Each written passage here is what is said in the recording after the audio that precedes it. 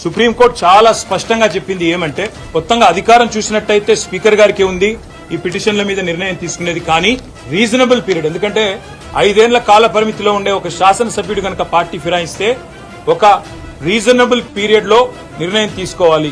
Reasonable period అంటే ఏమిటి అని కూడా సుప్రీంకోర్టు ఫైన్ చేసింది. ఏమని, 3 నెలల లోపల ఖచ్చితంగా నిర్ణయం తీసుకోవాలి.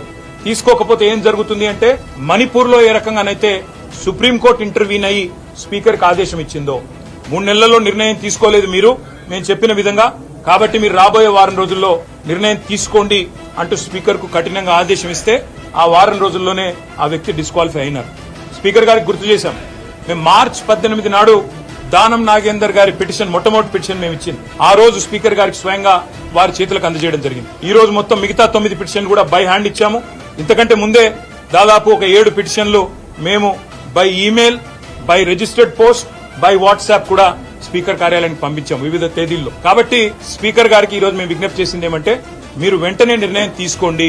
ఇప్పటికే 4 నెలలు దాదాపుగా కావస్తా ఉంది, మరి 3 నెలల్లో నిర్ణయం తీసుకోవాలని చెప్పి మరి అక్కడ సుప్రీంకోర్టు తీర్పు ఉంది. దయచేసి స్పీకర్ గౌరవాన్ని, శాసనసభ గౌరవాన్ని కాపాడండి. సుప్రీంకోర్టు మీకు డైరెక్షన్ ఇచ్చే పరిస్థితి తెచ్చుకోవద్దు అంటూ కూడా స్పీకర్ గారిని మేము అభ్యర్థించడం జరిగింది. తప్పకుండా పరిశీలిస్తానని చెప్పి స్పీకర్ గారు అన్నారు.